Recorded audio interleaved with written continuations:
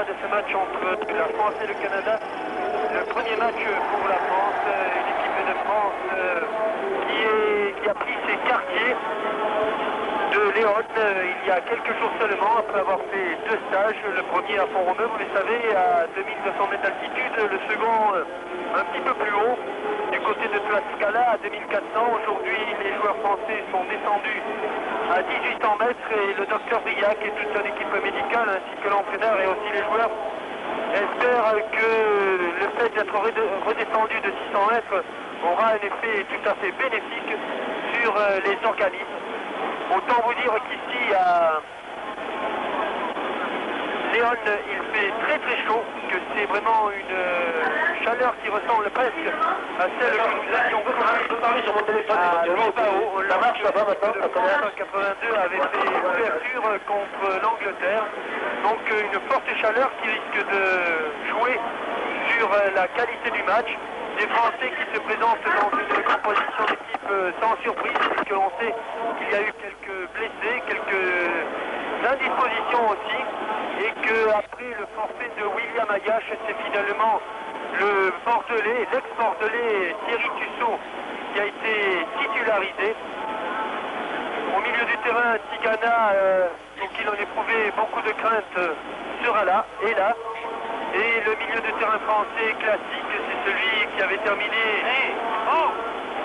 pratiquement la Coupe du Monde en 82, excepté Janguini, c'est-à-dire Gires, Platini, Tigana et Luis Fernandez. Le match va être arbitré par un chilien, monsieur Silva, assisté au touche par l'arbitre de Guatemala, monsieur Molina, et du côté du Costa Rica, on a délégué monsieur Fondera. Voilà le premier coup des sifflets de l'arbitre monsieur Silva, et le ballon dans les pieds de Maxime Bautis pour Thierry Tussaud. Touche concédée par les Canadiens, donc au bénéfice de Thierry Tussaud. Les Français qui vont essayer dès ce premier match de marquer beaucoup de buts car c'est le match qu'il faut gagner d'abord parce qu'on pense que normalement l'URSS et la Hongrie gagneront contre le Canada, puis c'est aussi une bonne façon de se mettre en bonne condition et physique et psychologique. Donc on peut s'attendre à une nette domination des Français avec des Canadiens qui eux sont venus ici, sont arrivés en avant-dernière position puisque une sélection, celle de l'Écosse, est arrivée à peine ce matin. Les Canadiens les avaient précédés de 24 heures. Les Canadiens qui présentent la particularité d'avoir parmi les joueurs 8 joueurs qui n'ont pas de club. Et ils sont 5 aujourd'hui sur le terrain à jouer, à ne pas avoir de club, notamment le gardien Paul Dolan, mais aussi le numéro 12 Randy Samuel, Bruce Wilson, le numéro 3, Paul James, le numéro 15, et Randy Reagan, le numéro 4. Ballon pour Patrick Battiston, côté droit, centre et intervention, première intervention de Paul Dolan qui relance immédiatement de la main pour Bob Lenarduzzi. Fernandez intercepte ce ballon, Tigana. Premier ballon pour Michel Platini. Et la grande carcasse du numéro 12, Randy Samuel.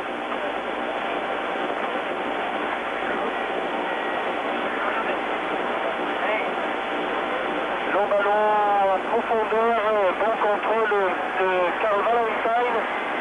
Et dégagement sur la tête de Lenarduzzi. Intervention, ballon pour Platini. Ballon pour et intervention de Samuel.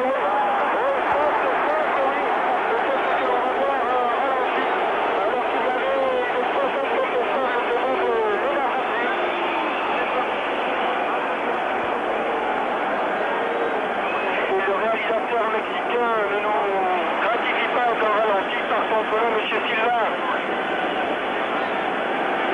a sanctionné une faute sur Tussaud. Tigana. Michel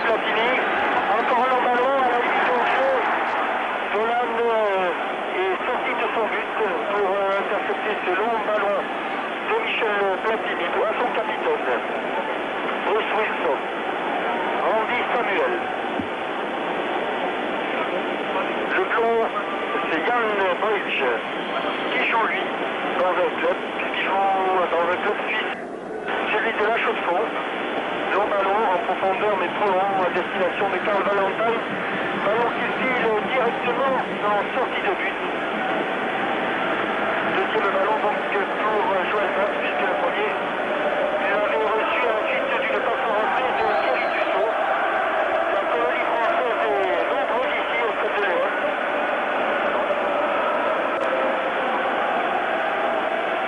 Louis Fernandez. En retrait pour Dussault, long ballon le long de la touche, mais intervention de Lenarduzzi et cette fois-ci coup franc. Lenarduzzi qui s'était appuyé sur le dos de Jean-Pierre Papin. Donc on pourrait dire que c'est véritablement la première sélection officielle, puisqu'il avait déjà joué, mais c'était en match amical contre l'Irlande du Nord, à Paris. Dussault. Amoros a demandé le ballon, mais Giresse s'est fait déposséder de ce ballon. Louis Fernandez en position de libéraux. Cherche sur le côté, intervention de la tête de Swinney. Amoros qui prolonge pour Maxime Bossy.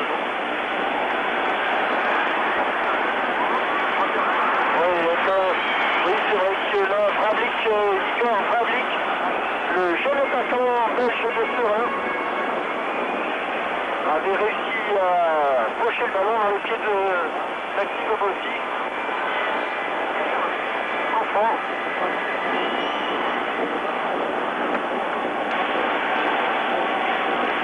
Et alors que nous avons commenté par téléphone un petit peu au hasard, et que nous avons toujours autant de problèmes, alors c'était normalement le technicien qui a passé cette première tête de numéro 6, Jan Bridge.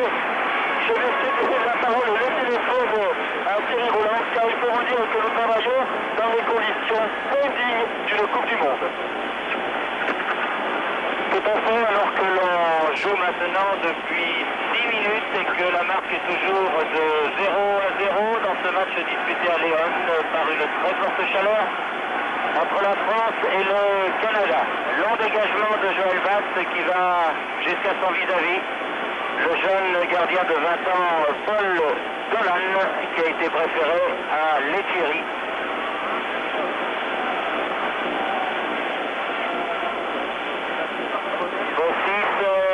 La balle lui a rebondi sur la main. Bossis accroché par derrière. Il faut dire que les Canadiens, physiquement, se ruent sur ces premiers ballons. Reste à savoir s'ils pourront tenir longtemps à l'altitude de 1800 mètres qui est celle de Léon. Et surtout avec la très forte chaleur que nous connaissons aujourd'hui, que Jean-Michel comparait à très juste titre avec celle de Bilbao il y a 4 ans. Ça veut dire qu'il fait vraiment bon chaud. Ah, une balle perdue par Tigana, là, au profit de Vravlik. Fernandez et Bossis qui se gênent un petit peu, et un ballon qui file jusqu'à Joël Bass.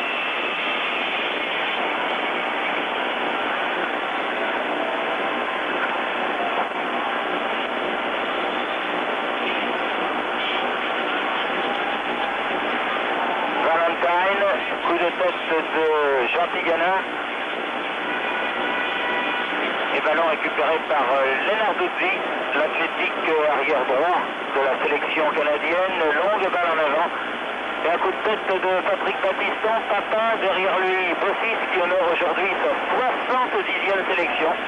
Il est évidemment le premier Français à atteindre ce chiffre. Et ça mérite un grand coup de chapeau pour le grand Max. Avec les Canadiens ici à l'attaque par Ragan. Coup de tête de Amoros.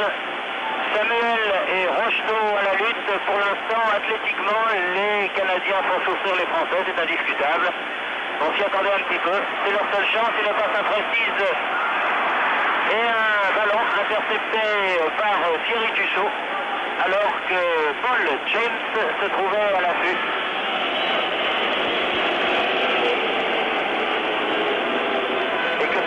Assez décousu auquel nous assistons pour l'instant.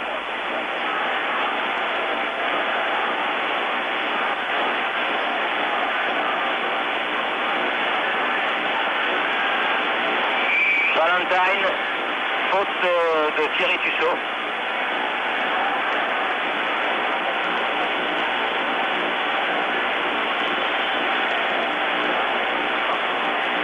C'est Yann Bridge, le numéro 6 de cette équipe canadienne, qui tire du pied droit ce coup franc vers Vravlik, le meilleur attaquant de la sélection canadienne. Celui grâce auquel les Canadiens s'étaient qualifiés aux dépens du Honduras, puisque c'est lui qui avait réussi le but vainqueur de la sélection canadienne. 9e minute de jeu et toujours rien de marqué entre le Canada et la France et toujours pas de ligne entre Lyon et Paris, ce qui me donne l'occasion de dire que la Coupe du Monde devrait être organisée par des pays adultes et non pas par des pays complètement incapables d'organiser une compétition de ce genre. Entre le Mexique de 1968 qui avait fort bien organisé les Jeux Olympiques et le Mexique de 1970 qui avait organisé il y a donc 16 ans la Coupe du Monde et le Mexique d'aujourd'hui, il y a des centaines d'années-lumière et la FIFA aurait dû s'en rendre compte plutôt que d'essayer de faire de l'argent avec tout ce qui bouge. C'est une chose que je tenais à dire et je trouve indigne le comportement de la Fédération internationale de football qui met toujours l'argent avant les joueurs de football et le sport. Ceci dit, le ballon est renvoyé au capitaine canadien Paul Wilson, 35 ans, plus beaucoup de cheveux mais une belle barbe. Il est pied gauche, cherche Valentine. Attention Vravlik, alors que Van est sorti, Van qui perd le ballon et Bossis doit tomber sur la ligne, ça n'est pas fini. Valentine, centre de Valentine, ça chauffe terriblement sur le but français. Une équipe de France en pleine panique défensive face à une équipe formée d'amateurs. C'est un spectacle que nous n'espérions pas voir ici à Léon, mais que l'on voit alors que l'on joue la 11e minute de cette partie, où les Canadiens ont été à 2 doigts d'ouvrir la marque, mettant à profit le manque d'organisation de la défense tricolore. Platini touche l'un de ses premiers ballons, c'est assez curieux mais c'est ainsi. Amoros, Tigana, Giresse toujours, renvoie du côté de Papin. Papin qui de la poitrine a essayé de détourner ce ballon vers Rocheteau mais n'y est pas parvenu. Bridge dégage, long dégagement, tête de Bossis, Luis Fernandez. Batiston. Amoros sur le côté droit, cherche des partenaires, trouve Tigana.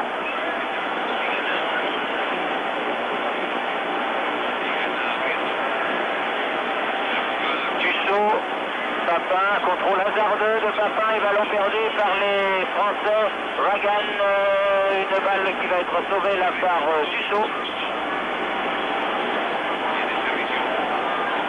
Tête de Samuel qui a 20 bons centimètres de plus. Il joue avec l'arbitre Alain Giresse. L'approche du but, contrée par le numéro 11, c'est-à-dire Swilly. Et les Français au milieu du terrain récupère le ballon. Tussaud qui a donné à Bossis. Tigana, Français qui n'arrive pas à maîtriser ce ballon et qui pour l'instant ne nous montre rien de bien intéressant, c'est le moins qu'on puisse dire. Tigana, Papin, Papin qui rate sa passe à Michel Platini. Wilson, le capitaine. Lenarduzzi.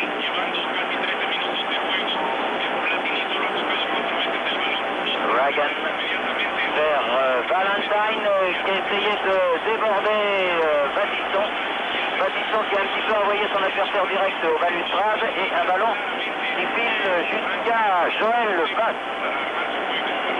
13e minute de jeu, toujours 0-0 et une seule action dangereuse Elle s'est située devant le but de Joël Bass, où il a fallu que Bossis une première fois et Amoros une deuxième fois dégagent des ballons blancs. Alors que la défense tricolore, vous l'avez vu, se trouvait en pleine panique. Bridge, Fernandez. Samuel qui bouscule un petit peu Platini dans le dos, sous l'œil de l'arbitre, qui ne dit rien. Giresse, Platini, Papin. C'était un bon ballon et la balle qui file en corner.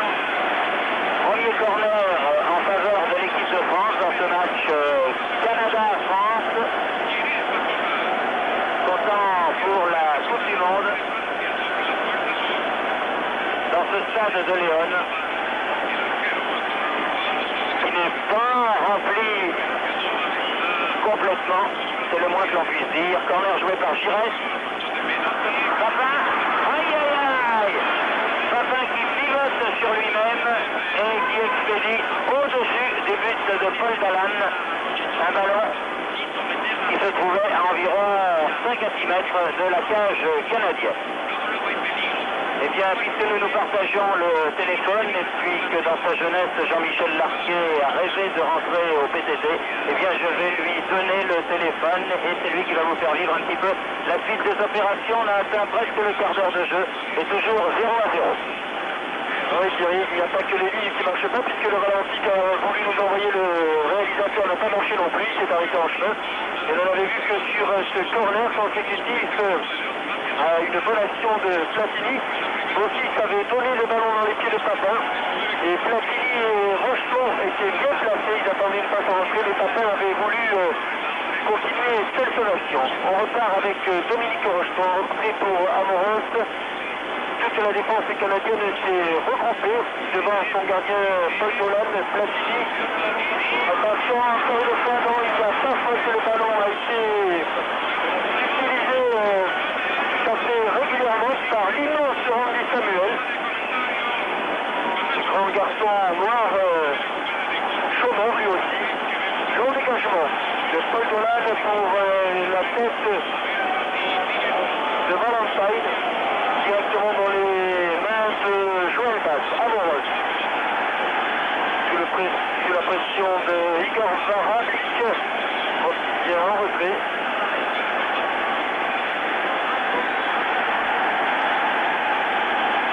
Long dégagement de Joël Bass.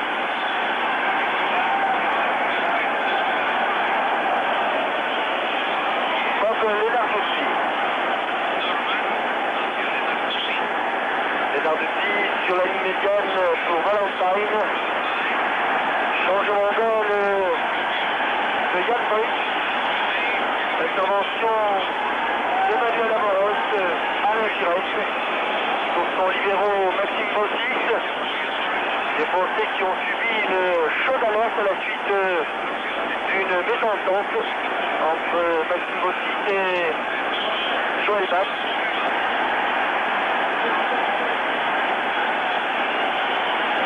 Dégagement à nouveau de Joël Bass. Bridge de la tête. Louis Fernandez. Picada qui a pris Platini à contre-pied, mais Rocheteau a voulu donner à Louis Fernandez. Le ballon est sorti par les Canadiens. Michel Sylvain ne dit rien. Le ballon dans les pieds de Giresse, un bon ballon de contre pour Papin. Platini qui l'a écarté pour Manuel Amoros.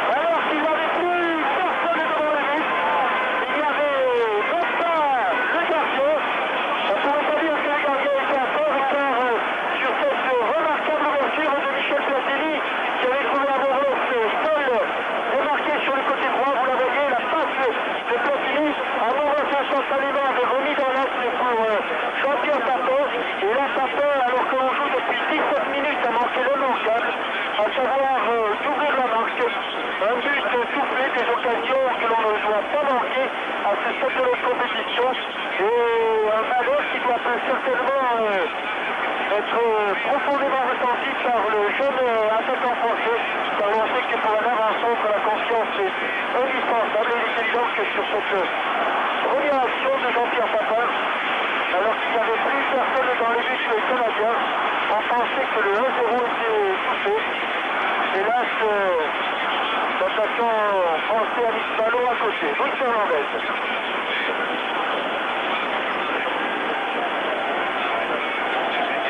À la lutte avec Paul James. Platini. Giresse, attention, attaqué. Comme il dit aussi, on a un cadre, c'est-à-dire un tacle, une charge très appuyée de Randy Samuel. Au milieu du terrain, dans le rond central, joué entre Luis Fernandez et Tigana. Tigana du saut.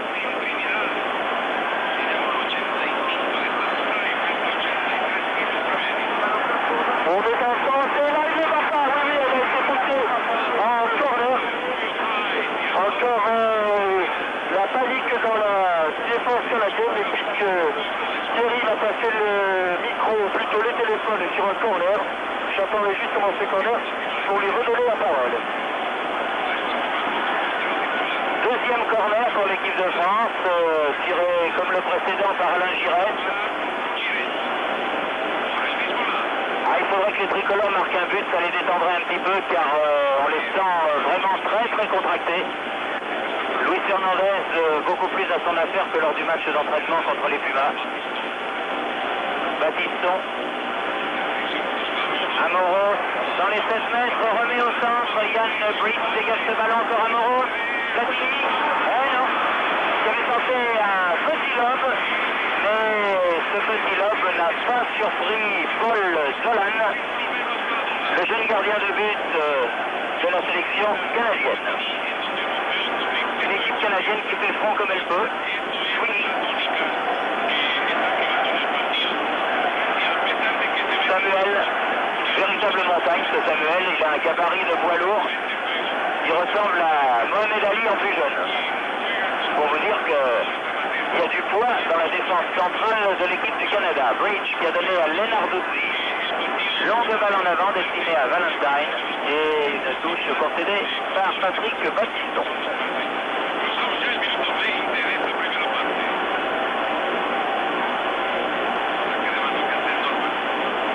20 minutes de jeu. Attention à ce centre, dégagement Amoros. Papin en prise avec Lenarduzzi, Rocheteau. Un pied levé trop haut par Rocheteau et un coup franc en faveur du Canada. Proximité de la ligne médiane, Bob Lenarduzzi. Vrablik. Oui, faute de Tuto sur Vrablik.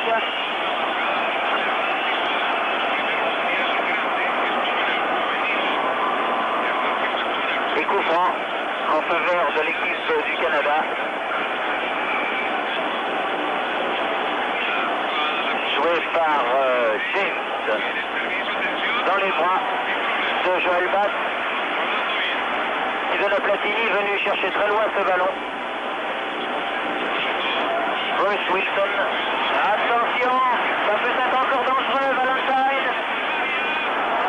Qui donne mal, qui dose mal son ballon, heureusement. Et James se pousse trop loin cette balle. Valentine. Et dégagement de Amoros alors que la balle était sortie en sortie de but. On a l'impression que l'équipe de France est extrêmement tendue. On se demande pourquoi, parce que si elle aborde cette Coupe du Monde tendue comme elle l'est face au Canada, je vous laisse un peu à penser ce qu'il va advenir lorsqu'elle jouera contre des sélections autrement plus huppées, comme l'URSS et la Hongrie.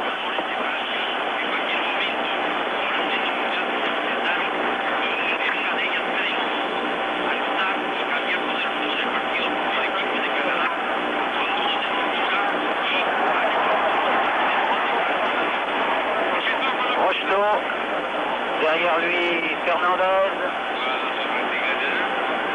Tigana, Giresse, à proximité de la limite de la surface de réparation.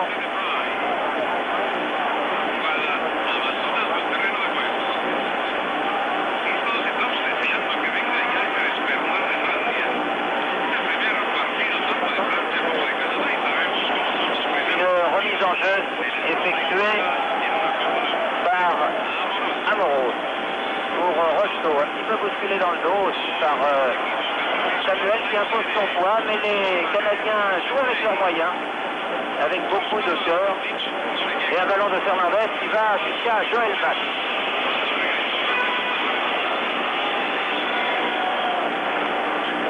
Musso.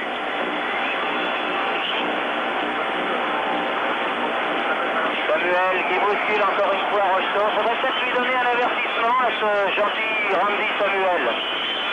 Parce que, comme il arrive toujours dans le dos des attaquants français, et qu'il profite évidemment de son poids qui doit avoisiner les 85 kilos, ça fait des dégâts. Surtout lorsqu'on ne le voit pas venir. Papin, joli pivot, tir contré, bien joué la Papin, et ballon récupéré par Norman sur le côté droit, qui peut calmement revenir dans la moitié de terrain française, alors que l'on joue la 24e minute de la partie, c'est-à-dire que nous sommes au milieu de la première période, et que rien n'a été marqué. Il y a eu une situation chaude de part et d'autre. Attention à Vrablik, là, dans les 16 mètres français, celui-là il est dangereux. Lenarduzzi va pouvoir centrer, voilà qui est fait. Coup de tête de Bossis. Norman envoie le ballon. Amoros, Samuel, du pied gauche, une balle en avant qui était destinée à Sweeney, le petit numéro 11. Et finalement, Batz va pouvoir dégager ce ballon.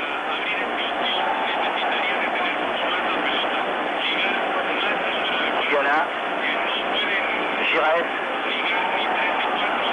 balle en avant de Luis Fernandez destiné à Dominique Rocheteau. J'ai l'impression, Jean-Michel, qu'on assiste un petit peu à un match comparable à celui que l'on peut voir lorsqu'une forte équipe en affronte une moins forte en Coupe de France, c'est-à-dire qu'il faudrait peut-être un but pour décrisper la plus forte. Cela dit, je crois surtout que les Français n'ont pas pris ce match par le bon bout, notamment les 10 premières minutes où ils sont sérieusement flottés en défense, et on a vu plusieurs fois Tigana, Fernandez et surtout Platini ramasser un petit peu ses troupes, parce que effectivement quand on n'assoit pas comme il faut ses bases, on a du mal à bien ensuite engager ses actions offensives, ce qui a été le cas. Il a fallu attendre un premier ballon de Platini pour que Paul Dolan soit véritablement en danger. En danger, l'équipe de France est ici sur cette touche du capitaine barbu Bruce Wilson, qui a demandé à Samuel de monter, voilà, au premier poteau, et regardez, c'est Platini qui est obligé de venir effectuer un ciseau devant Joël Batz. Autant dire que ça ne va pas très fort dans la défense française. Je dirais même que ça se passe dans toute l'équipe française. J'ai suivi ce match un petit peu bizarrement. On s'attendait à ce que l'équipe de France domine à peu près dans tous les secteurs de jeu. Ce n'est pas du tout le cas. Et les Canadiens ne sont pas si maladroits que ça. Ils n'ont pas effectué de stage à l'altitude, ils n'ont pas effectué de longues concentrations, mais ils ont une détermination que pour le moment n'ont pas les Bleus. En tout cas, on joue depuis 26 minutes et les pronostiqueurs qui avaient pensé à une large victoire des Français doivent réviser leur jugement, puisqu'on en est toujours à 0-0. Paul Dolan, le long dégagement pour la tête toujours du même joueur, Vrablik, c'est Bossis qui est intervenu, Rocheteau, Platini, talonnade de Platini pour Bossis, Giresse, bon ballon pour Rocheteau, mais Wilson est intervenu et passe son ballon à Dolan. Les Français qui laissent un grand espace entre leurs attaquants et leur milieu de terrain. On a l'impression que les Bleus n'osent pas se livrer totalement et que les actions offensives notamment ne sont pas appuyées comme elles devraient l'être. C'est ainsi que les Canadiens peuvent repartir les Lenarduzzi en ballon pour Valentine à la lutte avec Bossis, couverture de balle et faute de Bossis sur Valentine. Coup franc en faveur de l'équipe du Canada, à hauteur des 16 mètres, mais le long de la ligne de touche. Les Canadiens, qui évidemment ne se pressent pas, doivent commencer un petit peu à manquer d'air. Nous aussi, du reste, en voyant le match comme il se déroule, on s'attendait à tout sauf à cela. Lenarduzzi, coup de tête de Luis Fernandez qui écarte le danger jusqu'à Norman. Ballon toujours dans les pieds canadiens. Et faute de Tussaud sur le numéro 17, Norman, qui au dernier moment a pris la place de Gray, qui était prévu dans l'équipe initiale, mais qui s'est blessé à une petite élongation. Et Tony Waiters, l'entraîneur canadien, préférait le retirer de l'équipe qui était prévue. Dégagement du point de Joël Batz, menacé qu'il était par Randy Samuel. Le Papin calme le ballon et le donne à Manuel Amoros.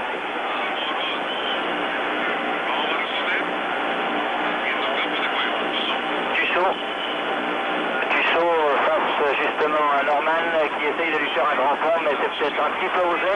Attention au contre mené par Valentine, par Bravlik, signalé hors jeu.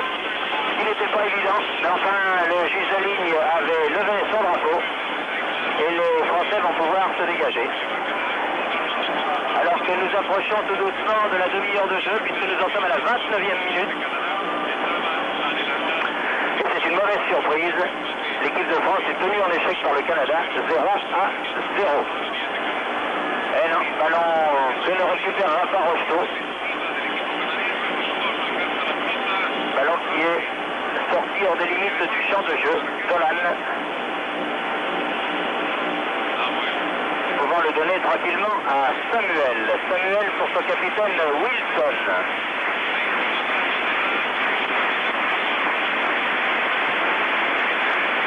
Samuel.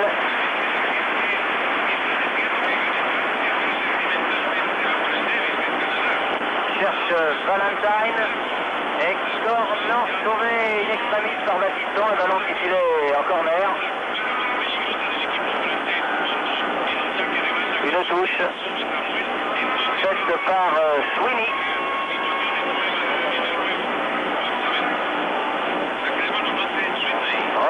Bien joué James. Et Fernandez est heureusement là pour sauver devant Norman. Alors que les Canadiens s'enhardissent au fil des minutes, sentant l'équipe de France sur ce que l'on voit tout à fait à leur portée. C'est triste, mais c'est comme ça. Alors qu'on est entré maintenant dans le dernier quart d'heure de jeu. Lenarduzzi faisant la remise en jeu. Norman. Valentine. Centre. Attention à la reprise de Sweeney. Et il faut que revenu en force, Alain Giresse dégage ce ballon en corner pour empêcher Sweeney de se trouver en position de marquer le premier but.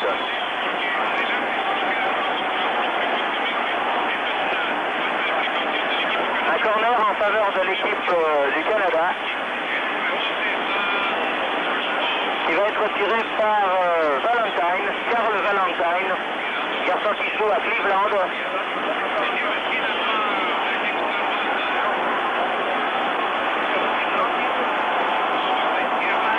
Valentine tire le corner, dégagement de la tête de Papin.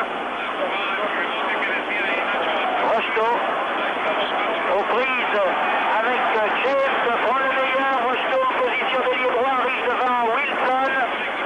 Centre sur le dos, malheureusement, du capitaine. Le ballon récupéré par Giresse. Giresse dans les 16 mètres, remet derrière lui Tigana. Tigana au deuxième poteau. Et ballon mis en corner par Samuel. Devant Michel Platini qui se trouvait là. Des Français qui ont du mal à trouver leur souffle. On voit Rocheteau, on voit Giresse, on voit Papin les mains sur les hanches. Et non, Fernandez qui reprend le volet, mais qui expédie ce ballon bien au-dessus de la cage de Paul Dolan. 33e minute de jeu et malheureusement toujours 0-0. Jean-Michel. Mauvaise surprise donc ici à Léon, il faut croire que les Français n'aiment pas ces premiers matchs de Coupe du Monde. Effectivement, ce qui est le plus inquiétant, me semble-t-il, Thierry, pour le moment, c'est la fébrilité dont fait preuve la défense française, car à chaque offensive canadienne, il y a un petit peu de panique. On a vu Platini tout à l'heure, il a fallu que ce soit Fernandez, puis Giresse qui vient de dégager des ballons chauds, ce qui est rare, ce que l'on voit rarement dans cette équipe nationale. Passe, long dégagement pour Dominique Rocheteau. Thierry Tussaud. Encore Rocheteau.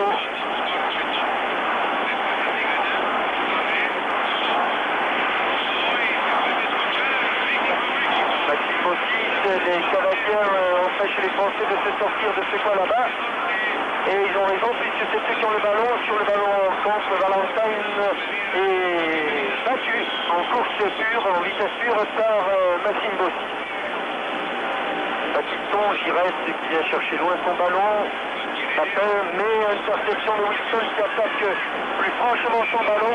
Et faute pour un accrochage entre Amoros et Papin côté français et Sweeney. Côté canadien, faute pour les Canadiens que va tirer Bruce Wilson. Samuel, le grand Samuel est allé à l'angle de la surface de réparation. C'est lui que cherche Wilson, mais intervention de Joël Bass devant le crâne de Samuel. Joël Bass, du chaud. On sent que les Français n'ont pas la maîtrise du jeu comme on espérait qu'il l'ait.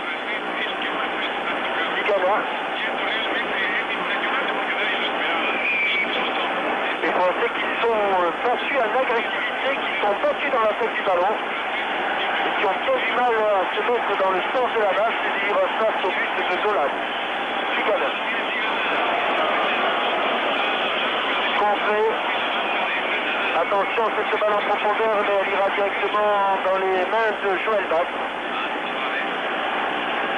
Cherche à dégager court, et comme il n'a personne, un long dégagement. Jan Bridge. Norman. Côté droit, qui ferme un petit peu le jeu. Valentine. Les Canadiens qui n'ont pas fait de préparation spécifique, mais ça ne se voit pas tellement. Et qui récupèrent ici le ballon. Platini étant même obligé de commettre une faute, beaucoup de fautes d'ailleurs de la part des joueurs français. Sur le côté pour Bruce Wilson. Une deux avec Bradlick. L'intervention de Giros, le ballon pour Platini. La défense canadienne se regroupe et c'est même Hagan qui intervient, ballon dans les pieds de Baptiston.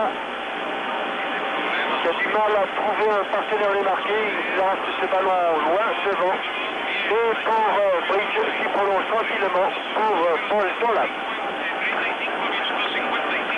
Il reste 9 minutes à jouer et toujours 0-0. Wilson, le capitaine canadien qui joue à l'ombre, c'est-à-dire du côté tribune, parce que petit à petit l'ombre envahit la pelouse. A pu donner tranquillement ce ballon vers son gardien de but, Dolan.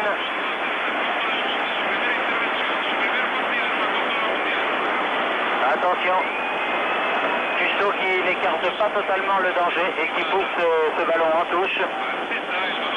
Une touche en faveur des Canadiens. Valentine. Centre deuxième poteau, ne se trouve personne, sinon Norman venu de loin. Il remet derrière lui pour Lenarduzzi.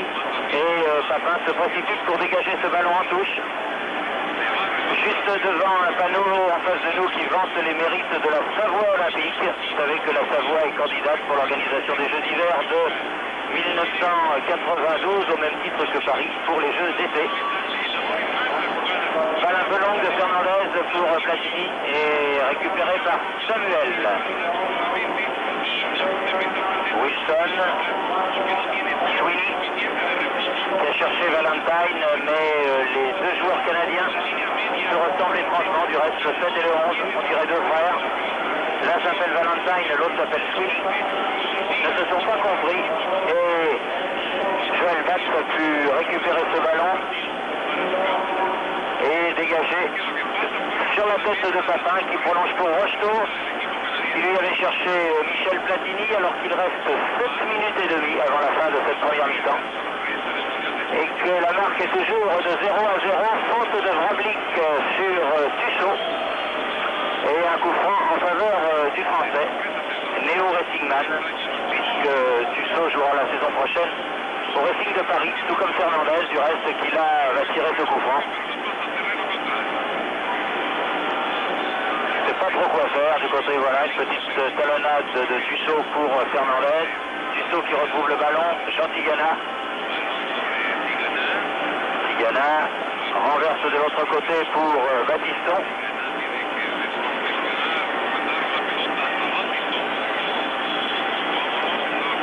Platini, Bridges. Donne ce ballon à Battiston, mais Battiston n'arrive à le contrôler. Coup de tête de Jean Tigana. Long balle en avant de Ragan, Fernandez. Vous voyez, c'est totalement décousu comme partie. Et je dois l'avouer, c'est pour nous une immense déception. Espérons que les Français vont se reprendre. Mais il faudrait qu'ils changent du tout au tout leur façon. Tigana, reprise avec James, ça a pu donner à Platini, derrière lui Samuel.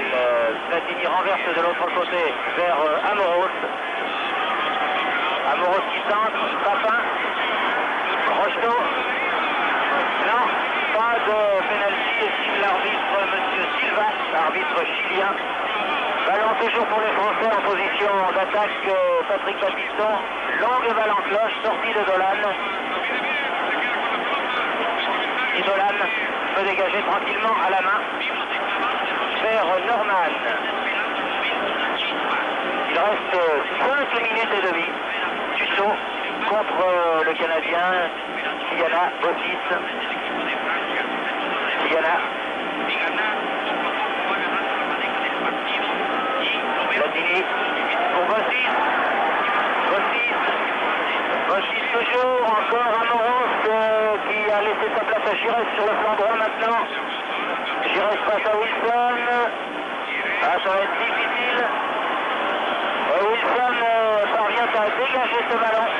Récupéré par Jean Tigana. Tigana Amoros. Toujours sur le côté droit. Amoros face à Wilson. Sweeney centre, un bon centre, mais pas de bleu pour reprendre ce ballon. Bossis. Et Wilson qui va pouvoir tranquillement protéger son ballon. En attendant que Paul Dolan s'en saisisse, même pas, en marchant. Wilson, il faut dire qu'il a 35 ans, il a des excuses. Et croyez-moi, il fait chaud. Et bien Dolan a quand même fait une vingtaine de mètres en marchant. C'est donné à Sweeney, qui redonne à Wilson. Il faudrait peut-être aller le chercher, ce ballon, dans les pieds du capitaine canadien. Alors qu'il reste 4 minutes. 4 minutes, très exactement. Et que la marque est toujours de 0-0. Bridges, Wilson. Allez, si on ne va pas chercher ce ballon dans les pieds canadiens, on n'aura jamais. Hein.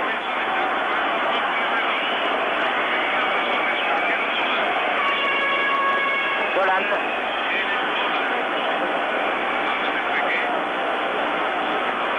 Battiston. Amoros. Il a du jus, Amoros. Toujours Amoros, tire d'Amoros.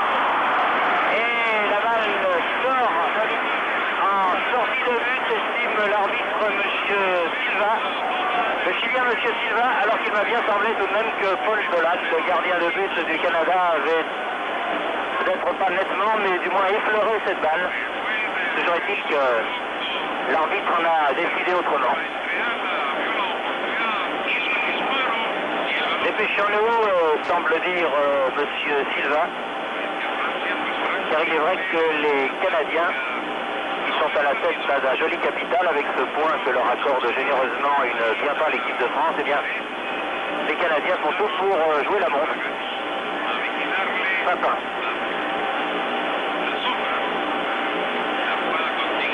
Tigana.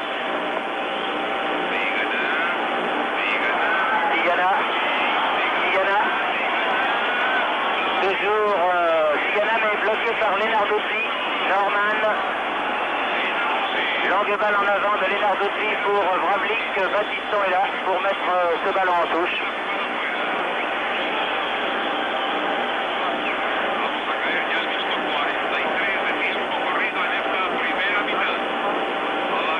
Une touche qui va être effectuée sans se presser par Norman, David Norman, un joueur de 24 ans. Vravlik pour Norman Lenarduzzi. Un long centre, coup de tête de Valentine et une sortie de but qui va permettre à Joël Batz de se dégager alors qu'il reste 1 minute et demie.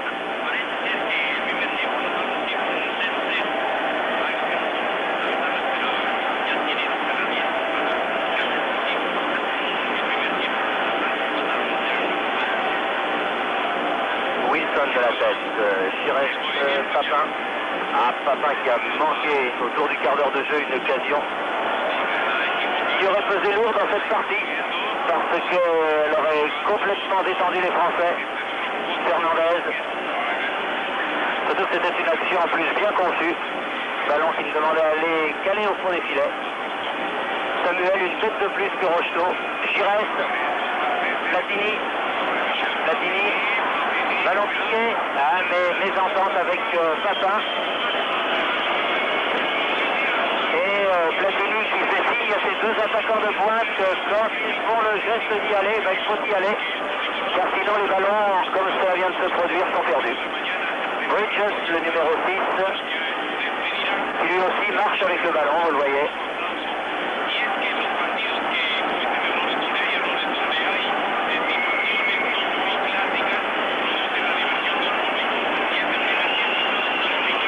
J'avoue, Jean-Michel, que je ne comprends pas pourquoi les Français n'essayent pas d'aller chercher ce ballon. Oui, vous ne le comprenez pas, mais je pense que l'entraîneur Henri Michel non plus, et alors que l'on arrive à la mi-temps, eh bien je crois que pendant le repos, Henri Michel a beaucoup de choses à dire à ses joueurs, qui nous ont identifié d'une mi-temps plus que moyenne. Et quelle surprise après 45 minutes, puisque M. Silva, l'arbitre chilien, envoie les deux formations, celle de l'équipe de France et celle du Canada, tous un tour, 0-0. Les amateurs canadiens non préparés, qui sont arrivés depuis 24 heures à Mexico, tiennent tête à l'équipe des Bleus, qui au départ est l'une des favorites de ce tournoi. On va se reposer pendant 15 minutes, et je crois là qu'Henri Michel a beaucoup de choses à dire à ses joueurs. Alors je suppose que si les lignes entre Léon et la France ne marchent pas, la publicité à Paris, elle doit fonctionner parce qu'il faut bien vivre, même à 1h du matin. Alors nous allons rendre l'antenne à Paris et puis on la reprendra un petit peu tout à l'heure, je ne sais pas trop comment du reste, mais enfin on essaiera de la reprendre.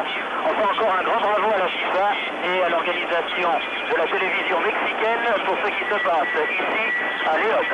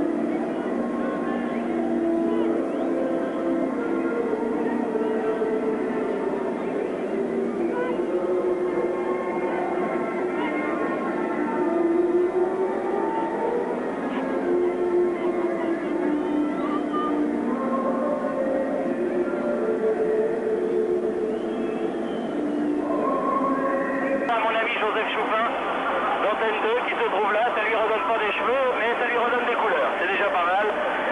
On fait ce qu'on peut. Alors nous allons, mon cher Jean-Michel, vivre cette deuxième mi-temps.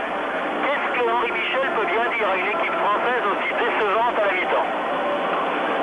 Je crois d'abord qu'il a fallu remettre les pendules à l'heure et que chacun respecte le rôle qui était convenu qu'il tienne.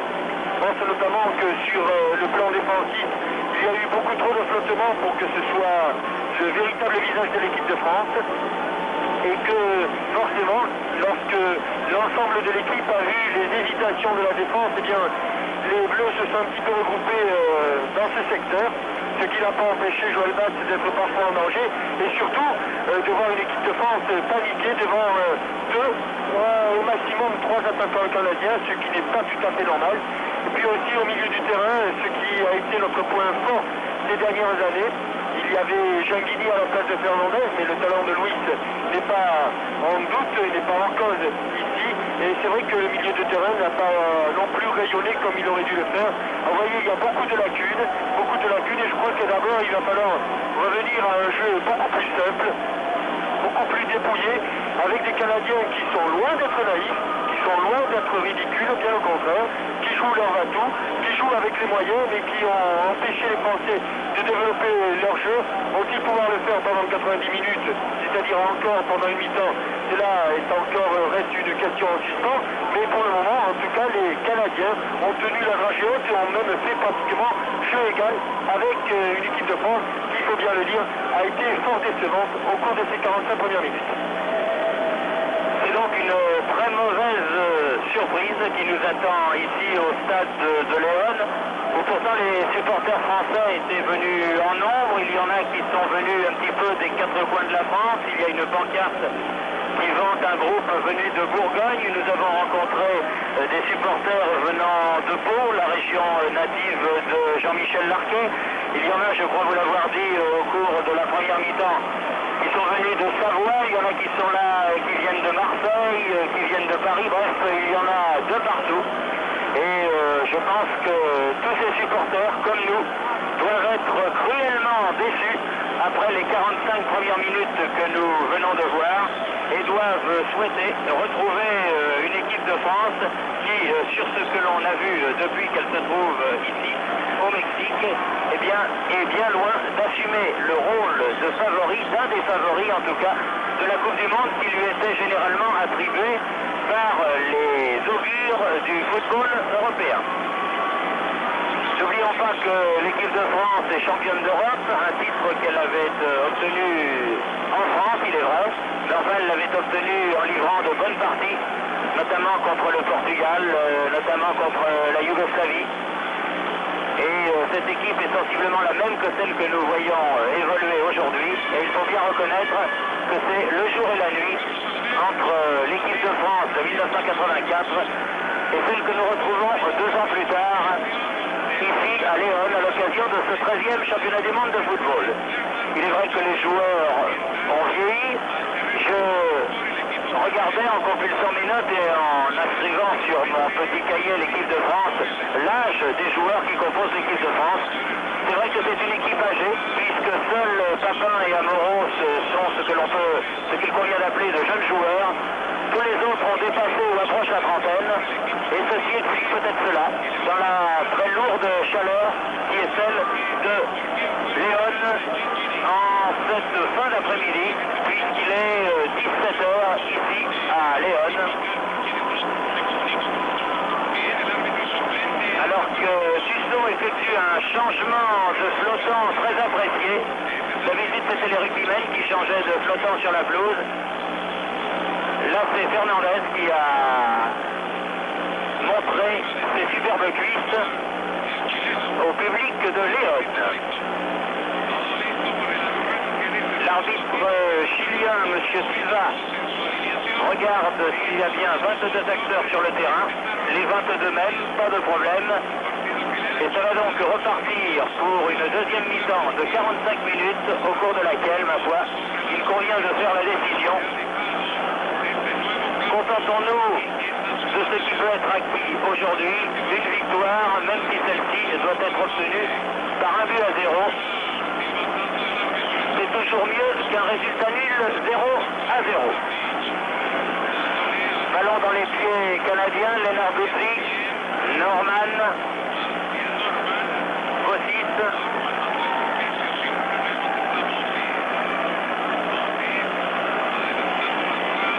Directement en touche en faveur du Canada.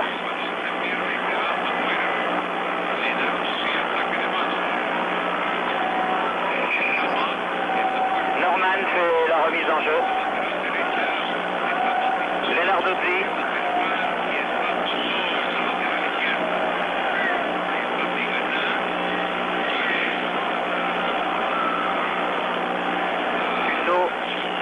Fernandez, un petit peu bousculé par Norman, James qui envoie cette balle en avant, coup de tête d'Amoros, et à nouveau ballon dans les pieds de l'arrière droit canadien, Bob Lennart Dudvig, l'un des vétérans de cette équipe. Tigana pour Rocheteau, intercepter cette balle. Un ballon intercepté par Wilson, Bruce Wilson, le capitaine barbu de cette sélection, alors que Rocheteau le récupère dans les pieds de Sweeney. Wilson revient et la balle sort en sortie de but alors que Rocheteau réclamait un corner. Que m'a-t-il semblé? L'arbitre, monsieur Mendez Molina du Guatemala, n'a pas vu. Ça se passait pourtant juste sous son nez. Mais le Guatémaltèque avait sans doute les idées ailleurs et il n'a pas vu ce ballon sortir en corner. Alors que voici le coq qui arrive dans les pieds de Dolan, mais il a dû se faire mal à l'atterrissage, le coq.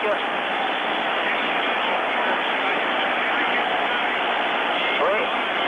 Et le juge de touche récupère le gallinacé et l'accompagne sur la touche, où il va être remis à un officiel de la FIFA qui aura rempli son travail aujourd'hui en faisant 20 mètres avec le coq et en remplissant un papier en disant qu'à la 3e minute de la 2e mi-temps du match Canada-France, il a récupéré un volatile sur le stade de Léon et que ne sachant qu'en faire, eh bien, il est allé le porter à un officiel de Léon qui lui-même l'a mis dans un bureau avant de le rendre à un fermier qui pourra l'utiliser au mieux à partir de demain. Et la balle est sortie. La balle est sortie en faveur de l'équipe de France.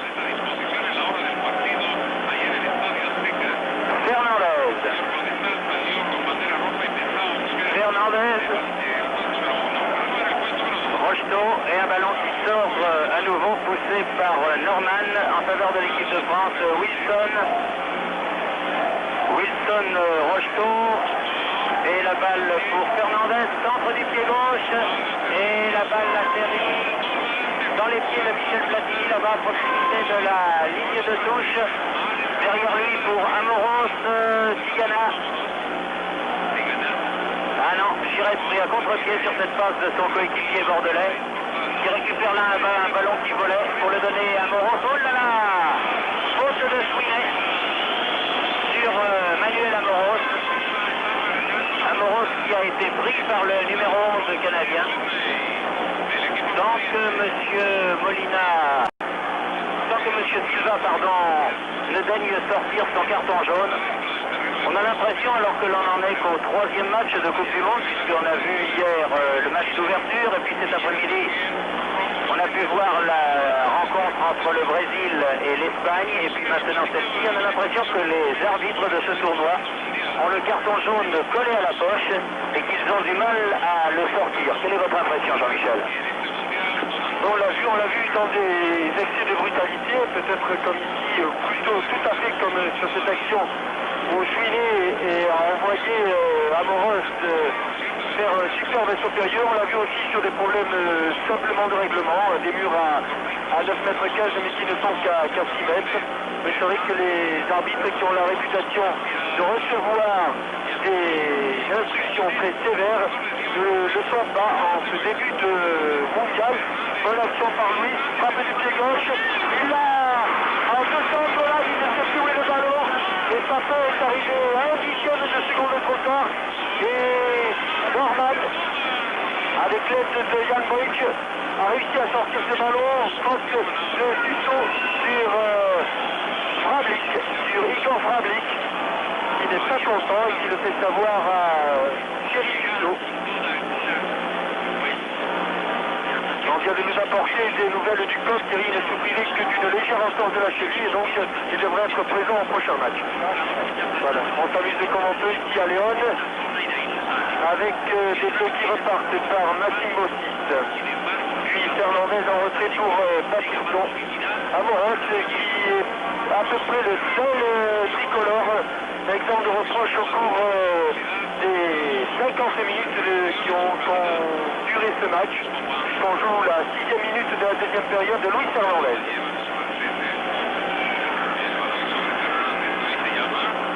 Giresse dérive de la tête immédiatement pour Platini, talonnage de Rocheteau, et frappe de Giresse directement dans les bras de Paul Solat, en danger pour le gardien canadien, qui s'est interposé facilement devant le tir du bord.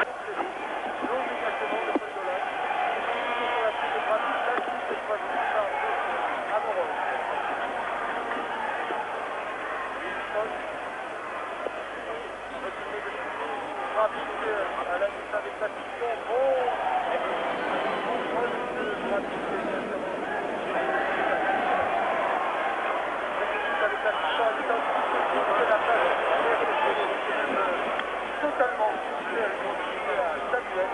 Léon pour Mexico.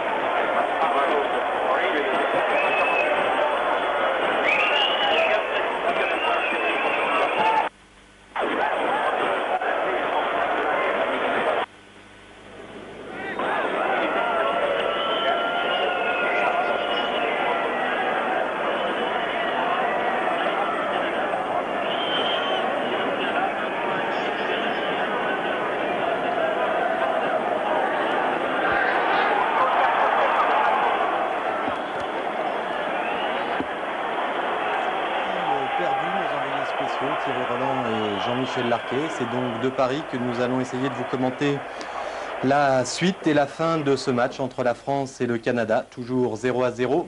Et un coup franc dangereux pour les Français puisqu'il se situe à 25 mètres du but gardé par Paul Dolan. Platini, Giresse à côté du ballon.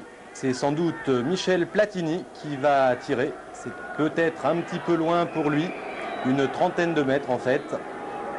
Et Giresse qui ouvre sur un défenseur français qui tire à côté. C'est Patrick Battiston qui vient de tirer à côté du but de Paul Dolan. Les Français en cette deuxième mi-temps tentent beaucoup plus leur chance, sans doute sur les conseils d'Henri Michel. Et ça repart pour le Canada, une très longue balle pour Vrabic. Vrabic dépossédé du ballon par Manuel Amoros qui va pouvoir relancer Michel Platini. Une longue ouverture pour Jean-Pierre Papin et un Canadien peut glisser à son gardien. Les Français qui sont revenus sur le terrain avec de bien meilleures intentions qu'en première mi-temps. Le ballon circule beaucoup mieux. Le pressing des Canadiens est peut-être un petit peu moins efficace qu'en première période. Enfin, des Canadiens qui ne sont toujours pas ridicules face aux Français. C'est vrai qu'on les donnait largement perdants. Et ils font beaucoup mieux que se défendre, ces Canadiens.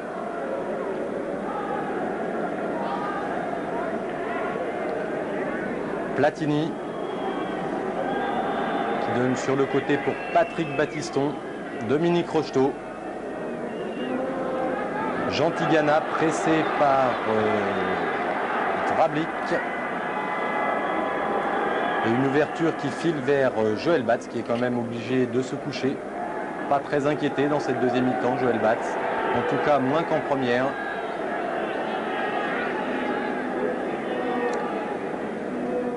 Giresse Platini, une nouvelle ouverture de Michel Platini, toujours pour Jean-Pierre Papin et toujours un défenseur canadien, le premier sur le ballon. Montée de Maxime Bossis. Maxime qui part tout seul sur le côté droit, un long centre au deuxième poteau, au troisième poteau même, pourrions dire. Centre qui file en touche.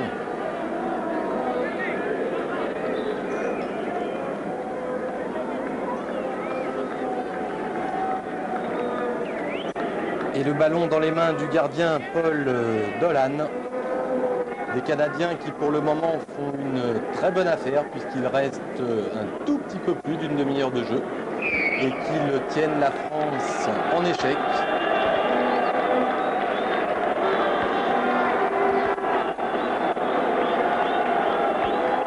Coup franc en faveur du Canada accordé par l'arbitre chilien, M. Silva.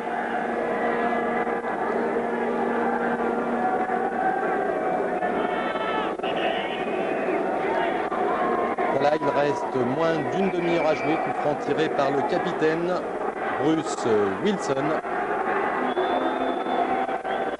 Plus beaucoup de cheveux, mais une grande santé. Un coup franc un petit peu plus long. Il cherchait la tête de Samuel, le libéro qui a des allures de Basile Boli. La même taille, les mêmes moyens physiques apparemment. Et Joël Batz va pouvoir dégager tout tranquillement.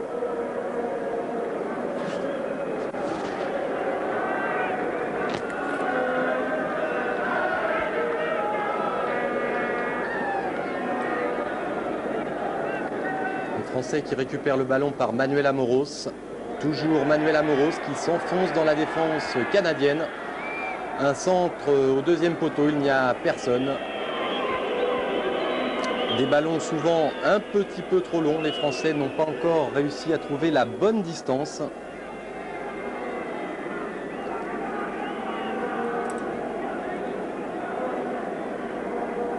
C'est vrai qu'ici nous sommes en altitude, même si Léon n'est qu'à 1800 mètres, c'est-à-dire 500 mètres en dessous de Mexico. Mais le ballon pénètre plus facilement dans l'air.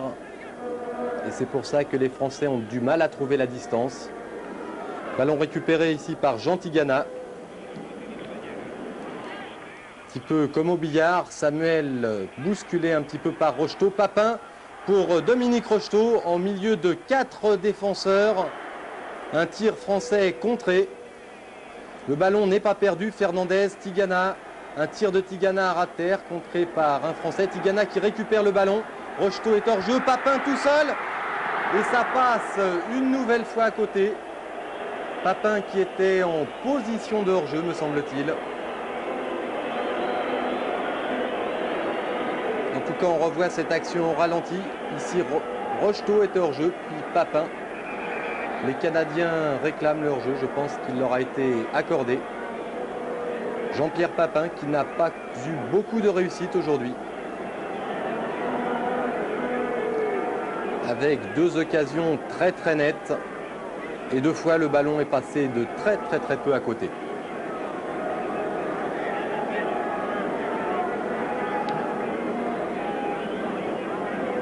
Sans doute un très long dégagement de Dolan. Une petite faute française sur un... Non, canadienne sur un défenseur, sur un attaquant français.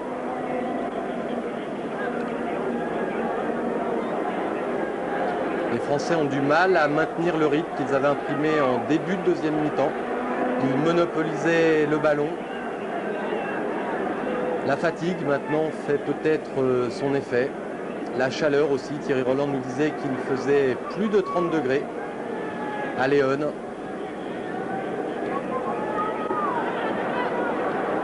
Et des Canadiens qui procèdent toujours par contre-attaque. Ici, le ballon destiné à Vrablic sort. Une touche pour Thierry Tussaud. Et le public qui n'est apparemment pas très content de la prestation française. Il est vrai qu'on attendait un petit peu mieux de ces joueurs présentés comme des favoris potentiels de cette Coupe du Monde.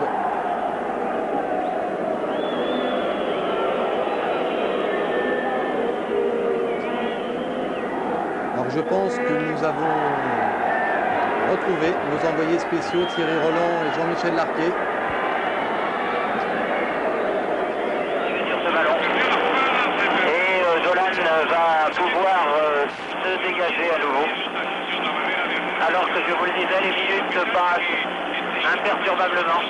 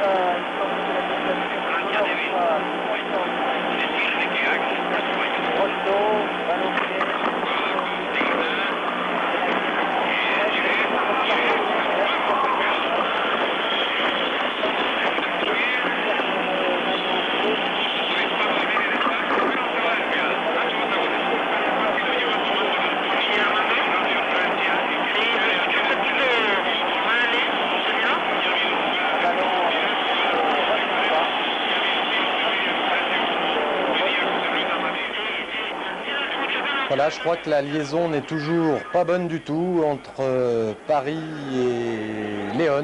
En fait, il faut vous préciser que nos envoyés spéciaux, Thierry Roland et Jean-Michel Larquet, sont au téléphone de Léon en direction de Mexico, du centre de presse international. Et c'est de là qu'on nous fait parvenir le son de Thierry Roland. Et apparemment, il y a des parasites sur la ligne entre Léon et Mexico. Et donc, on reprend de Paris avec un ballon pour les Français, avec Luis Fernandez qui a baissé les chaussettes. Sans doute la fatigue qui commence à se faire sentir. Manuel Amoros qui lui par contre n'a pas l'air du tout fatigué. Il monte souvent sur ce côté droit. Manuel Amoros et les Canadiens qui s'en sortent encore bien avec un ballon pour leur gardien Paul Dolan. Un tout jeune gardien puisqu'il n'a que 20 ans. Il a été préféré au tout dernier moment au titulaire habituel, Tino Lethierry, qui était pourtant présenté avant ce mondial comme la vedette canadienne, comme le meilleur joueur canadien. Lethierry, et qui apparemment a perdu sa place au bénéfice de Paul Dolan, alors que c'est Joël Batz qui vient de dégager. Lui, il n'y a pas de problème, il est le titulaire indiscutable de cette équipe de France. Depuis maintenant 1983, près de 3 ans, que Joël Batz n'a pas quitté les buts du 11 tricolore, avec une montée de Patrick Battiston sur le côté droit, un centre au centre et une reprise terrible de Jean-Pierre Papin qui passe de très peu au-dessus. Il n'a pas peur, Jean-Pierre Papin, sur ses ballons, il sait remarquablement bien s'engager. On le revoit au ralenti. C'est pas vraiment un ralenti, mais le ballon de Jean-Pierre Papin est passé de très peu au-dessus. Paul Dolan qui peut donc dégager. On joue depuis près de 24 minutes dans cette deuxième période et toujours 0-0 entre la France et le Canada. La France qui domine cette deuxième mi-temps mais qui n'arrive toujours pas à conclure. Beaucoup de tirs, peu d'occasions très nettes. Ici, Michel Platini, légèrement bousculé. Papin qui tire et le gardien Paul Dolan qui peut détourner en corner. Encore une bonne occasion pour Jean-Pierre Papin qui avait pris le ballon dans les pieds de Michel Platini et trompé les défenseurs. Un tir et Paul Dolan du bout des doigts peut dévier le ballon au-dessus de sa transversale. Un nouveau corner pour les tricolores, tiré par Alain Giresse. Petit corner, Jean Tigana. Et un ballon une nouvelle fois détourné, semble-t-il, en corner, sur un tir de Maxime Bossis. La pression française se fait beaucoup plus forte, alors qu'il reste une vingtaine de minutes à jouer. Seulement les Français savent qu'ils doivent au moins marquer 2 points contre le Canada pour espérer sortir de ce groupe C, qui, je vous le rappelle, comprend également l'URSS et la Hongrie, et un changement avec la sortie de Dominique Rocheteau, remplacé par Yannick Stopira, le numéro 19. Le Toulousain qui fait son entrée pour peser sur la défense, apporter son jeu de tête, car c'est sûr, les Français vont dominer la fin de rencontre. Et Yannick Stopira devrait être assez utile par ses remises de la tête. Le corner va pouvoir être tiré par Alain Giresse. Et une bonne sortie du gardien Dolan.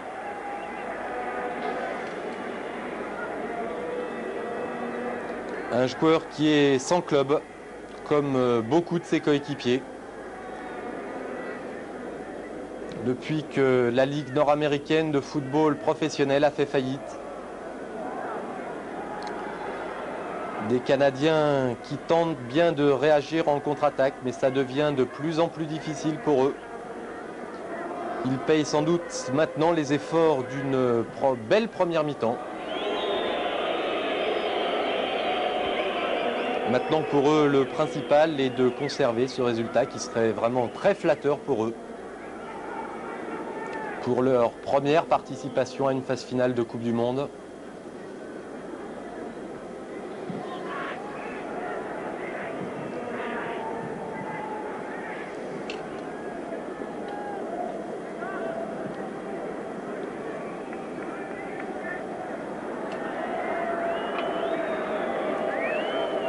Une touche à l'avantage des Canadiens. Et un joueur français est blessé. Il semblerait que c'est Jean-Pierre Papin qui a été touché sur ce tacle. Pas très tendre, monsieur Silva, l'arbitre, qui lui fait signe de se relever. Et Lenarduzzi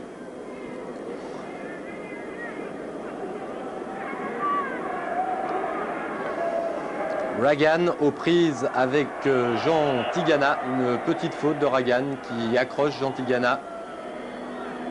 Et les Français qui vont pouvoir se dégager.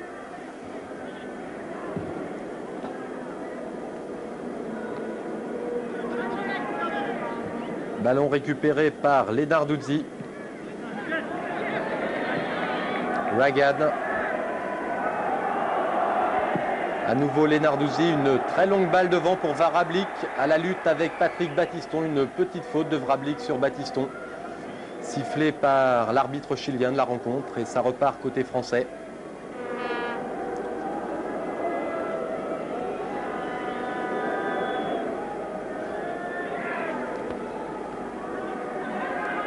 Les Français souvent dominés dans les duels aériens par ces Canadiens. Très athlétiques, beaucoup de grands joueurs dans cette équipe canadienne. Une défense où la taille des joueurs est supérieure à 1,80 m en moyenne. Bossis, Tigana, Stopira qui touche son premier ballon.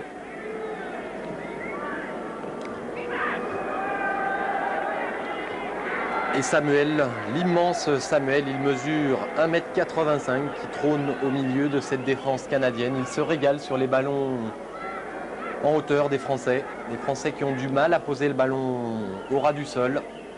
C'est pourtant leur spécialité. Ils ont du mal aussi à passer à la vitesse supérieure, à accélérer à l'approche des 18 mètres pour mettre hors de position cette défense canadienne qui est maintenant très renforcée. Stopira devancé par Bridge. Et ça repart avec le capitaine Bruce Wilson. Un long ballon devant pour personne, si ce n'est pour Patrick Battiston.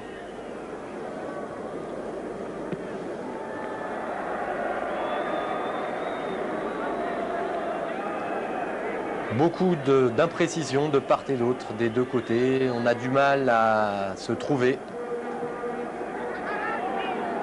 Il est vrai qu'à cette altitude, le jeu long est beaucoup plus dur à pratiquer que le jeu court. Et on comprend mal la méthode employée par les Français, qui continuent à jouer très long. Ici, Ragan qui va tenter de centrer, mais c'est complètement raté.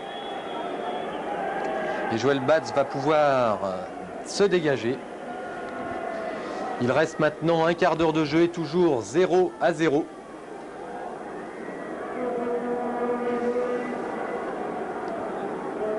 Les Français sans doute de plus en plus crispés.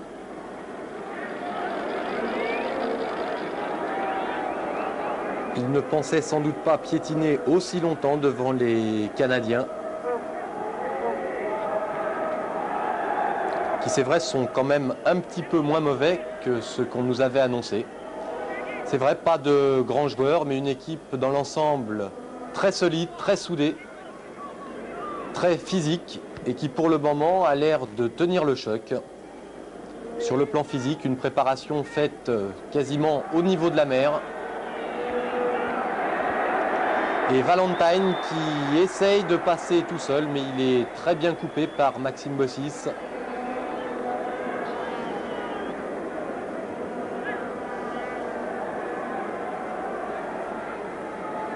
Et encore un ballon intercepté par un Canadien.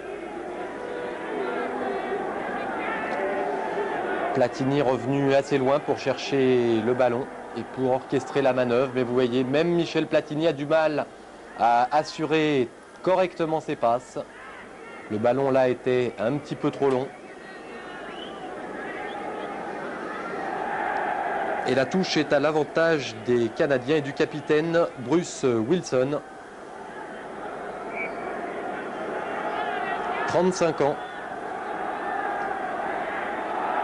Lui aussi est chômeur, c'est-à-dire qu'il n'a pas de club. Et c'est le recordman des sélections avec 51 caps, Bruce Wilson.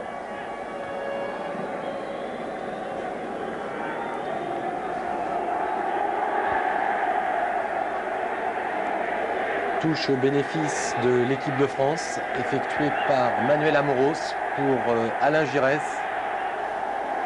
Jean Tigana. Encore une passe mal assurée. Jean Tigana qui peut tout de même récupérer le ballon, essaye de le glisser à Alain Giresse et un Canadien peut mettre en touche, pardon. Le rythme a considérablement baissé. Les supporters français doivent être très très déçus de la prestation de l'équipe de France aujourd'hui. Luis Fernandez qui va tenter sa chance de loin et ça tape sur le poteau du gardien. Un tir terrible de Luis Fernandez au ras du sol qui touche le poteau. Je pense qu'on va le voir au ralenti. Luis Fernandez qui a tenté sa chance et il a raison. Encore un dégagement et un premier but marqué par Papin. Un but assez surprenant, un centre au deuxième poteau de Luis Fernandez. Et c'est Jean-Pierre Papin qui ouvre la marque à la 33e minute de cette deuxième mi-temps. Un très très long centre de Fernandez au deuxième poteau. Une remise de Stopira du pied pour Jean-Pierre Papin. Stopira qui peut remettre en retrait et Papin qui devance Yann Bridge et qui ouvre donc la marque. Voilà, le plus dur est fait pour les Français. Ils ont marqué ce premier but qui a été très très long à se dessiner. Ce n'est pas Yannick Stopira le buteur, c'est lui qui adresse la passe à Jean-Pierre Papin. Mais c'est bien le joueur de Bruges, enfin l'ex-joueur de Bruges, qui sera marseillais la saison prochaine, qui justifie parfaitement sa sélection, en marquant donc ce premier but de l'équipe de France. Un but qui va peut-être pouvoir libérer un peu les Français. On les sentait crispés.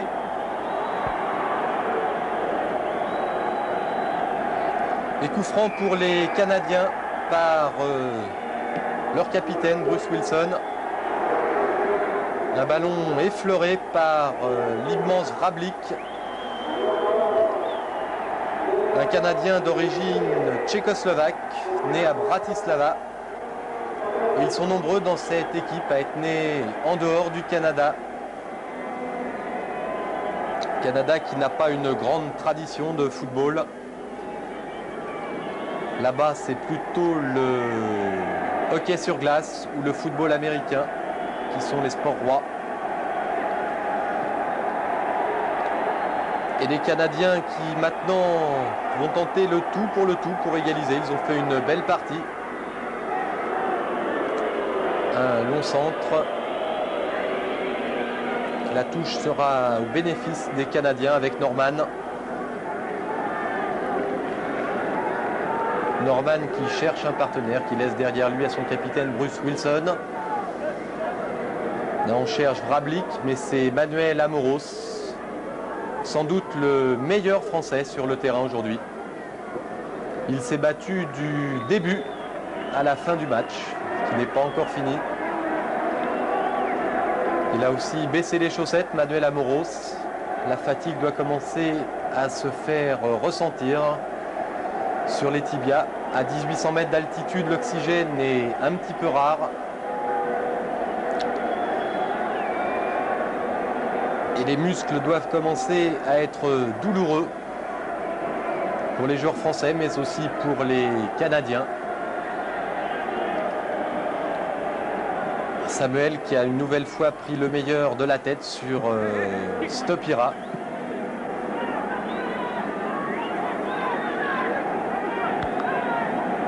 Lenarduzzi va effectuer la remise en jeu et je pense qu'il va y avoir un changement côté canadien. C'est le numéro 15, Paul James, qui sort.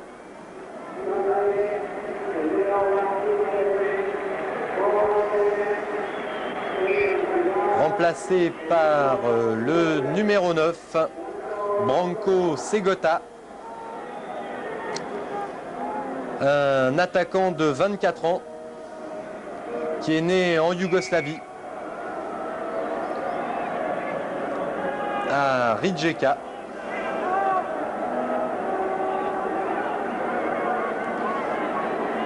Et un centre de Lenarduzzi récupéré par Jean Tigana qui peut relancer. Fernandez. Le ballon est toujours canadien.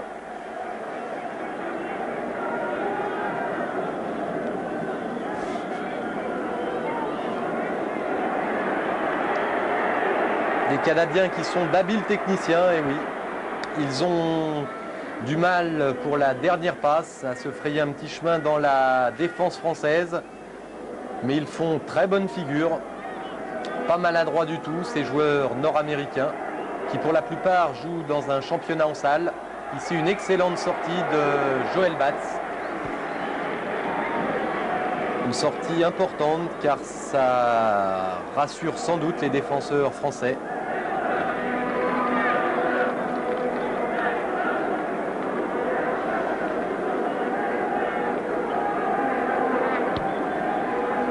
Joël Batz qui, contrairement à son vis-à-vis Paul Dolan, a eu très peu d'arrêts à faire dans ce match. Michel Platini derrière lui pour Luis Fernandez. Manuel Amoros qui prend de vitesse, deux défenseurs. Alain Giresse, le ballon collé à la chaussure comme elle a son habitude. Michel Platini qui tente de passer à Jean-Pierre Papin, mais la passe était un petit peu longue et Bruce Wilson a pu donner à son gardien.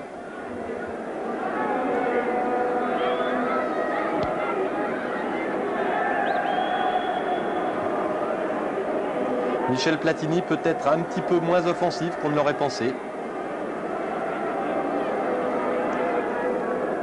Il essaye de mettre de l'ordre dans la maison française où tout ne va pas pour le mieux, semble-t-il.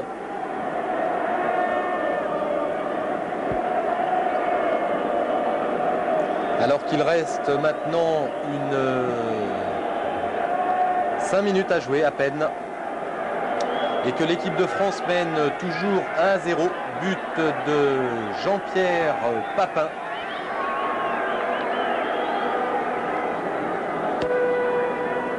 Alors là, que faut-il faire? Continuer à attaquer, essayer de marquer un deuxième but en pensant au goal average. Vous savez que les 2 premiers de chaque groupe sont qualifiés, ainsi que les 4 meilleurs troisièmes. Il y a 6 groupes, donc 2 des troisièmes seront éliminés.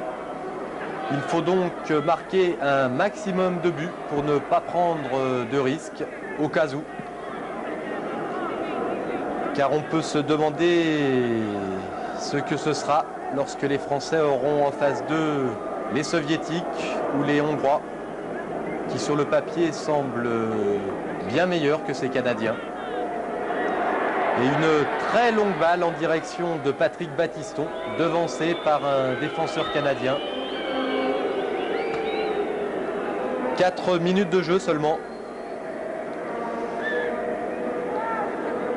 Et des Canadiens qui tentent toujours d'égaliser, mais qui ne se pressent pas tellement.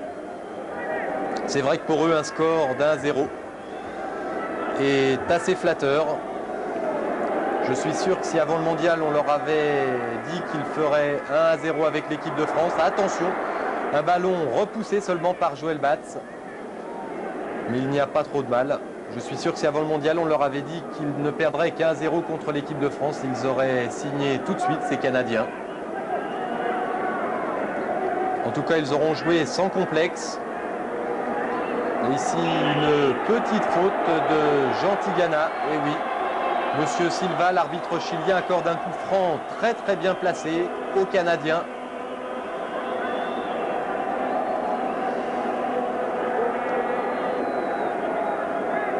Alors, est-ce qu'il y a un Michel Platini dans cette équipe? Les Français qui ont visionné quelques matchs des Canadiens, notamment Canada-Angleterre, doivent en savoir un petit peu plus que moi, sans doute. Les Canadiens qui ne s'étaient inclinés qu'un but à 0 face à l'Angleterre.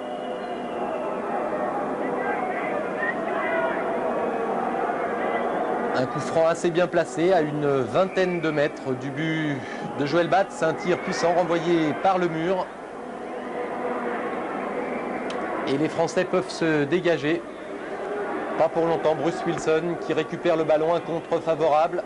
Là, cette fois, le contre est favorable à Alain Giresse et ça peut repartir avec Maxime Bossis.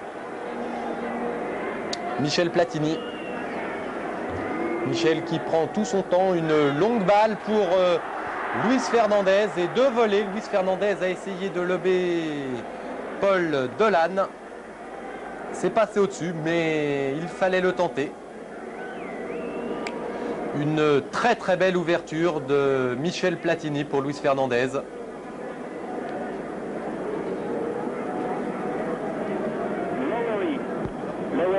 Derrière lui. A retrouvé pour les 2 dernières minutes notre ami Thierry Roland. En avant pour Valentine. Valentine pour Segota. Tir contré de Segota, dont on peut penser qu'il aurait été un danger pour l'équipe de France, car c'est un attaquant de talent. Mais Tony Waiters a pensé qu'il manquerait de résistance pour effectuer ce match en altitude. Il étant arrivé au Mexique qu'il y a seulement 2 ou 3 jours. Amoros remet derrière lui. Amoros s'est sifflé, mais qui aura été vraiment le meilleur. Le meilleur tireur et de très très loin. C'est multiplié sur tout le plan droit de cette équipe de France. Yannick Stopira et Dolan qui se trouve un petit peu. Dolan qui récupère le ballon, qui n'est pas content et qui le fait savoir à ses coéquipiers, attendant que ceux-ci se replacent pour dégager. Alors que nous en sommes dans la dernière minute avec toujours ce score. Peut-être pas nécessaire, mais en tout cas suffisant. De 1 à 0, bien loin de ce qu'on espérait. Et qui confirme que l'équipe de France, en tout cas, a beaucoup de choses à faire. Faute de main de Amoros. Oui, monsieur Silva est revenu à cette faute. Et ce match laborieux à tout point de vue, là c'est terminé, laborieux pour les tricolores, laborieux pour notre retransmission. Oh, de toute façon, cet après-midi, les Brésiliens n'ont bien gagné aussi que par 1 à 0, mais enfin, l'adversaire était différent. L'adversaire était un petit peu différent.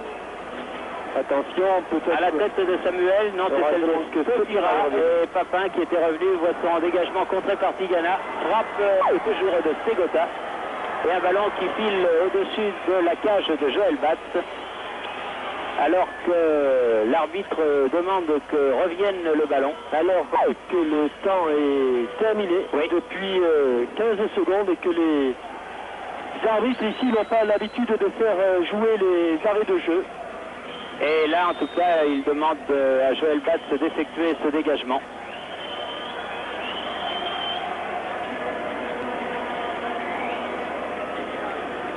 Voilà qui est fait.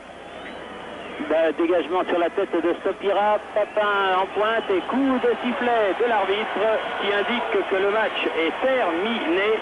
Et heureusement, il se termine moins mal qu'on aurait pu le craindre pendant 79 minutes. Il se termine par une très courte victoire de l'équipe de France. 1 à 0, un but de Jean-Pierre Papin, réussi à 11 minutes de la fin de la partie. Les Canadiens se sont bien battus, l'équipe de France a été décevante, elle nous doit une revanche. Espérons que ce sera pour le 5 juin à l'occasion du match contre l'URSS. Ici Léon, merci de nous avoir écoutés si tard dans la nuit dans des conditions difficiles. Ici Léon où la France a battu le Canada 1 à 0, but de Jean-Pierre Papin, 79e minute. Bonne fin de nuit et à demain pour la rencontre entre la Hongrie et l'URSS et l'Argentine et la Corée du Sud. Bonsoir, merci, à demain.